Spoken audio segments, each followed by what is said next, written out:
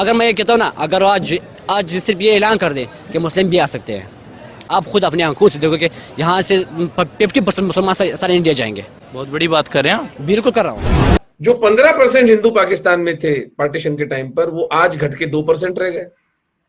Ji.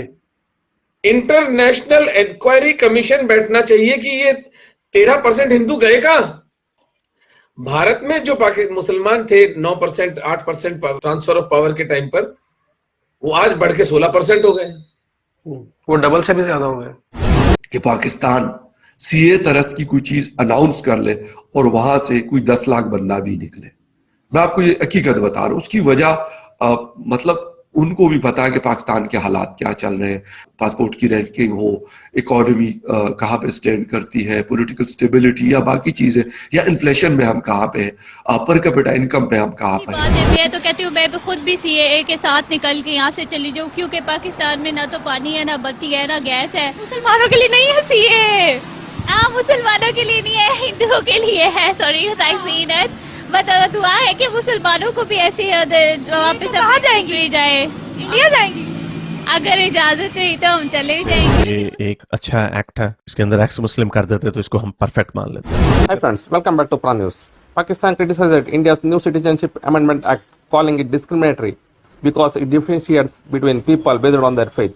The Indian government implemented this act on Monday, allowing citizenship for undocumented non-Muslim migrants from Pakistan, Bangladesh and Afghanistan who arrived before December 31, 2014.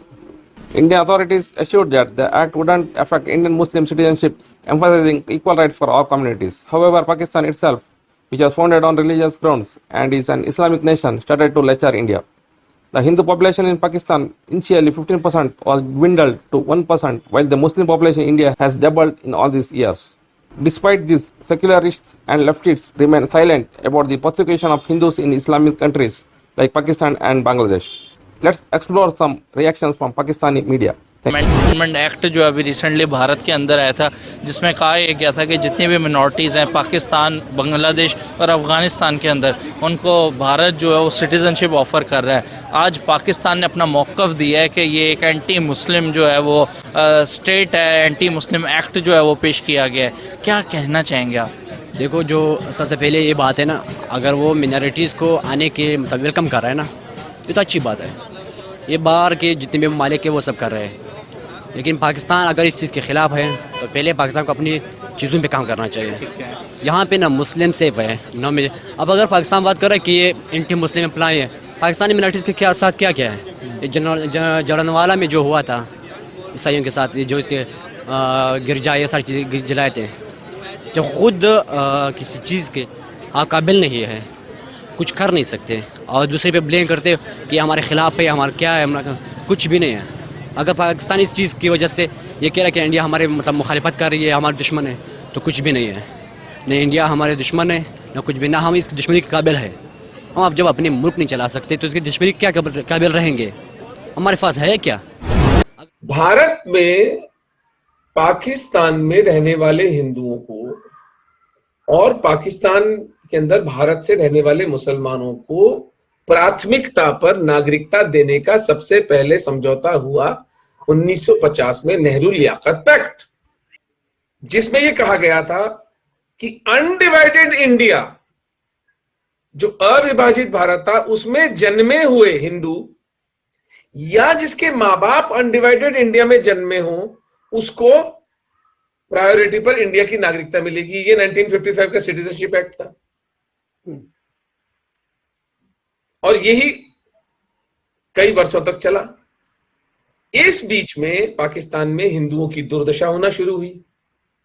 जो 15% हिंदू पाकिस्तान में थे partition के time पर, वो आज घट के 2% रह गए। जी। इंटरनेशनल इंक्वायरी कमीशन बैठना चाहिए कि ये 13% हिंदू गए कहां। भारत में जो मुसलमान थे 9%, 8% इस ट्रांसफर ऑफ पावर के टाइम पर, वो आज बढ़ के 16% हो गए। वो डबल से भी ज्यादा हो गए। तो डबल हो गए हैं जी। तो हमने उनको जीने का मौका दिया, उनको आर्थिक स्वतंत्रता दी, पैसा, संपन्नता, सेफ्टी, सिक्योरिटी, एजुकेशन दी, तभी हो गए ना। जी। अब जब मोदी जी की सरकार आई तो हम जैसे लोग जो पाकिस्तानी हिंदुओं सिखों के साथ काम करते हैं, हमने कहा कि वो जो राइडर था कि अविभाजित भारत में जन्मे व्यक्ति या उसके माँ बाप अगर अविभाजित भारत में जन्मे हो तो उन्हीं को नागरिकता मिलेगी, वो राइडर हटा दीजिए, क्योंकि आज भी 1 करोड़ हिंदू पाकिस्तान में फंसा हुआ है, उसकी भयानक दुर्दशा है और उसको प्राथमिकता पर इंडिया में सिटीजनशिप मिलनी चाहिए। ये अमेंडमेंट सिटीजनशिप अमेंडमेंट एक्ट है, ये कोई ओरिजिनल एक्ट नहीं है। ये एक्ट 1955 के इनके जो गुलाब के फूल चाचा नेहरू जो है वो उसी का लाया हुआ एक्ट है। तो कांग्रेसियों को तो डूब के मर जाना चाहिए अगर वो इसका विरोध कर रहे हैं, क्योंकि वो अपने नेहरू का विरोध कर रहे हैं। ये कोई ओरिजिनल लॉ नहीं है, ये केवल सिटीजनशिप एक्ट के अंदर एक अमेंडमेंट है। अगर मुस्लिम की बात करें, यहाँ पे कौन आए थे?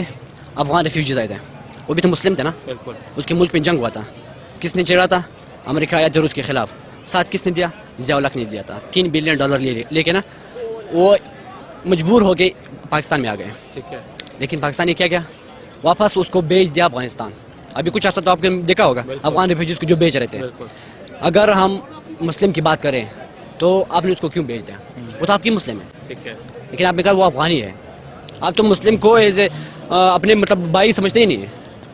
खुद मुसलमान को तकसीम करते हो कि अफगान की है या पाकिस्तान की है, फलां की है, फलां की है, और दूसरे पे ब्लेम लगाते हो कि आप मुस्लिम को क्यों जगह नहीं देते, मुस्लिम के लिए क्यों ये चीज़ आपने सेलेक्ट नहीं किया। जब आप खुद किसी के खुद रिस्पेक्ट नहीं करते, अपने मुसलमानों की खुद रिस्पेक्ट नहीं करते, तो क्या ये अभी आप खुद सोच लिए महंगाई इतनी ऊपर जा चुकी है। अगर मैं ये कहता हूँ ना, अगर आज सिर्फ ये ऐलान कर दें कि मुस्लिम भी आ सकते हैं, आप खुद अपने आंखों से देखो कि यहाँ से 50% मुसलमान सारे इंडिया जाएंगे अपने कारोबार के लिए, सब कुछ करने के लिए। बहुत बड़ी बात कर रहे हैं आप। बिल्कुल कर रहा हूँ। यहाँ पे है क्या, लोग भूख से मर रहे हैं और ये दिन ब दिन महंगाई बढ़ती जा रही है। यहाँ पे कुछ बड़े बेटे हैं जो सारा मुल्क को चला रहे हैं।